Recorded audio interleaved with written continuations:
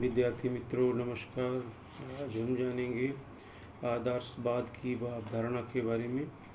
आदर्शवाद वह दर्शन है जो मानता है कि वास्तविकता की अंतिम प्रकृति आदर्श है या विचारों मूल्यों पर आधारित है। वह या वास्तविक दुनिया को विज्ञान के अर्थ में चेतना, धारणा, मन, बुद्धि और कारण से अलग नहीं किया जा सकता है। आदर्शवाद शब्द जो दो अलग अलग स्रोतों से लिया गया है, एक शब्द विचार से आया है, आइडिया से, और दूसरा आदर्श से आया है, लॉजिक से। शब्द विचार, आदर्श और विचारधारा सभी यूनानी शब्द आइडियन से दर्शन की शब्दावली में आते हैं, जिसका अर्थ है आदर्शवादियों का मानना है कि विचार ही एकमात्र वास्तविकता है। आदर्शवाद का जनक, फादर ऑफ आइडियलिज्म, प्राचीन यूनानी दार्शनिक प्लेटो लगभग 427 ईसा पूर्व से 347 ईसा पूर्व के लगभग को दर्शन शास्त्र में आदर्शवाद का जनक माना जाता है। प्लेटोनिक आदर्शवाद आमतौर पर प्लेटो के सिद्धांतों या विचारों के सिद्धांतों को संदर्भित करता है। ये माना जाता है कि केवल विचार ही चीज़ों की वास्तविकता और आवश्यक प्रकृति को ढक देते हैं, इस तरह से कि भौतिक रूप नहीं है। उदाहरण के लिए हम एक वृक्ष को पहचानते हैं, भले ही उसका भौतिक रूप सबसे असत्य ही क्यों न हो। दर्शन में आदर्शवाद तत्वमीमांसा दर्शन का विविध समूह है जो इस बात का दावा करता है कि वास्तविकता किसी तरह से मानव समझ और या धारणा से अविभाज्य है। आदर्शवाद का अंतर्निहित सिद्धांत यह है कि वास्तविकता काफ़ी हद तक मानसिक क्रियाओं का विस्तार है, जो कि वास्तविक वास्तविकता है। आदर्शवाद का प्रस्ताव है कि भौतिक वस्तुओं के विपरीत विचार सार्वभौमिक और शाश्वत हैं, जो प्रकृति की शक्तियों के परिवर्तन के अधीन हैं। आदर्शवाद की शुरुआत किसने की? Who did begin of idealism? आदर्शवाद जर्मन दर्शन में एक आंदोलन का नाम है जो 1780 के दशक में शुरू हुआ था और 1840 तक चला। इस आंदोलन के सबसे प्रसिद्ध प्रतिनिधि हैं कांट, फिश्टे, सेलिंग और हीगेल। आदर्शवाद का स्थापक कौन था, ये जानने के लिए देखते हैं कि पारलौकिक आदर्शवाद 18वीं शताब्दी में इमैनुअल कांट द्वारा स्थापित ट्रांसडेंटल आदर्शवाद है। ये बताता है कि मन उस दुनिया को आकार देता है जिसे हम अंतरिक्ष और समय के रूप में देखते हैं। आदर्शवाद का प्रतिपादक कौन था?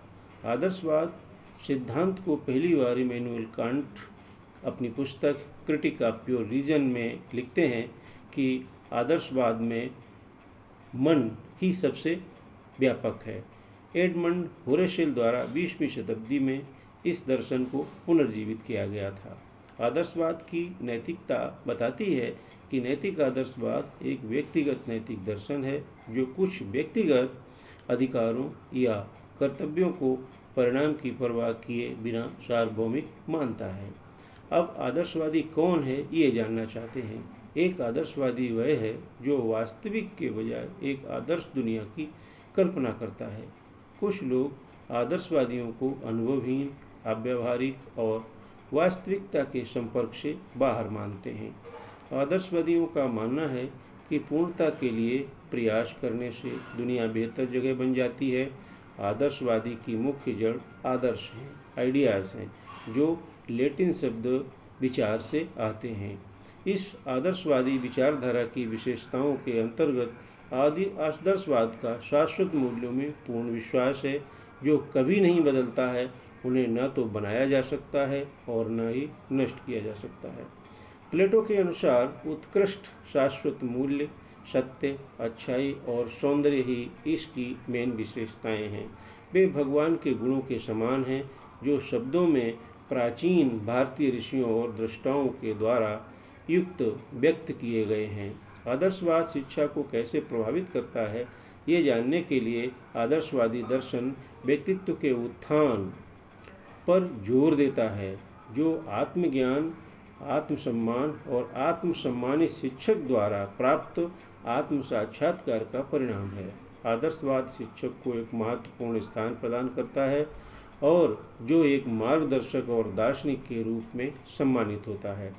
शिक्षा में यथार्थवाद कैसे लागू होता है, इस बात पर बल देते हुए आदर्शवादी शिक्षा का उद्देश्य परिरक्षण मानते हैं। संवर्धन और संस्कृति का प्रसारण शिक्षा को समग्र संस्कृति के विकास में योगदान देना चाहिए। आदर्शवाद व्यक्ति को अधिकतर संगत बनाने में मदद करता है। शिक्षा में आदर्शवाद का अर्थ है कि एक छात्र और शिक्षक के बीच एक अच्छा संबंध विकसित करना है। आदर्शवादी दृष्टिकोण के व्याख्याकार कौन थे, इस बात की चर्चा करते हैं कि कार्ल बार्थ ने अस्तित्ववाद की व्याख्या अस्तित्ववादी सत्यों का प्रतिनिधित्व करने के रूप में की है, जो इतिहास या भविष्य के इतिहास के बजाय व्यक्तिगत आस्था को सामने लाते हैं। आदर्शवाद की कला। आदर्शवाद वह दृष्टिकोण है जो इंद्रियों के माध्यम से दुनिया के साथ तुलना में विचारों और आदर्शों को मन के उत्पादों के रूप में विशेष महत्व देता है। कला में आदर्शवाद चीज़ों का प्रतिनिधित्व करने की प्रवृत्ति है, क्योंकि सौंदर्य संवेदना उनके पास होने के बजाय उनके पास ही होगी जिनके पास उनके होने की कल्पना की जाती है। इसके साथ ही साथ शास्त्रीय आदर्शवाद क्या कहता है, ये भी जानते हैं कि कोई भी विचार जो भौतिक दुनिया पर आत्मा या विवेक को महत्व देता है उसे आदर्शवाद माना जाता है। आदर्शवाद के अनुसार भौतिक दुनिया में जो कुछ भी माना जाता है वह वास्तविक नहीं है, बल्कि इसके बजाय यह सब मानव मन से आता है। कुछ यथार्थवादी आदर्शवादी अवधारणाएं कला की दुनिया में स्थानांतरित हो जाती हैं अथवा हो गई हैं।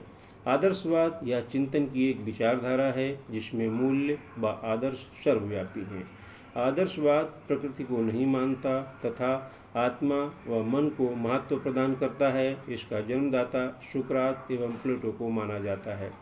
मुख्य प्रतिपादकों में डेस्कार्ट्स, स्पिनोजा, लेबनीज, बर्कले, कांट एवं हीगल आदि आते हैं तथा इसके सह प्रवर्तकों में कमेनियस, पेस्ट्रोलॉजी एवं फोवेल भी आते हैं। अब देखते हैं आदर्शवाद का शिक्षा दर्शन क्या है। शिक्षा का एक दर्शन एक व्यक्तिगत विश्वास प्रणाली है कि छात्र कैसे सीखते हैं और छात्रों को उनकी पूर्ण क्षमता तक लाने के लिए शिक्षकों को कैसे सिखाना चाहिए। इसका उपयोग शिक्षण पद्धति, प्रोग्रामिंग और तकनीकी का मार्गदर्शन करने के लिए किया जाता है। आदर्शवाद में ज्ञान के लिए 3 बातें तत्व मीमांसा, ज्ञान मीमांसा, मूल्य मीमांसा महत्वपूर्ण मानी गई हैं, जो ज्ञान की प्राप्ति में सहायक होती हैं। आदर्शवाद की तत्व मीमांसा के अनुसार ब्रह्मांड की प्रकृति मानसिक है। इसे मानसवादी विचारों का जगत या वास्तविक जगत भी कहते हैं। आदर्शवाद की ज्ञान मीमांसा एपिस्टोमोलॉजी, इसके अनुसार ब्रह्मांड तर्कपूर्ण एवं व्यवस्थित है तथा सभ्यता की खोज एवं अस्तित्व परम मन है। ज्ञान प्राप्ति की प्रक्रिया बुद्धि गम में विचारों से संबंधित है। अब देखते हैं कि आदर्शवाद की मूल्य मीमांसा क्या कहती है। आदर्शवाद की मूल्य मीमांसा दार्शनिक, शाश्वत, सत्य एवं यथार्थ है, जो मन, शरीर व आत्मा को सुख प्रदान करते हैं अतः व्यक्ति वस्तुनिष्ठ है। अब देखते हैं कि आदर्शवाद का पाठ्यक्रम किन विषयों को पढ़ाने के लिए उसकी अनुशंसा करता है। पाठ्यक्रम आदर्शवादी पाठ्यक्रम अमूर्त होने के बाद भी मूर्त रूप में स्वीकार किया गया है और पाठ्यक्रम में ज्ञान उपार्जन व जीविकोपार्जन की शिक्षा पर बल दिया जाता है, जबकि स्वास्थ्य एवं आत्मिक क्रियाओं पर भी बल दिया जाता है। मेरे विचार से पाठ्यक्रम गतिशील एवं आध्यात्मिक होना चाहिए तथा आवश्यकताओं को महत्व देना चाहिए। पाठ्यक्रम में नीति शास्त्र, धर्मशास्त्र, शारीरिक व्यायाम तथा ज्ञानात्मक क्रियाओं के लिए साहित्य, विज्ञान, इतिहास, भूगोल, गणित एवं संगीत विषय भी पढ़ाया जाना चाहिए।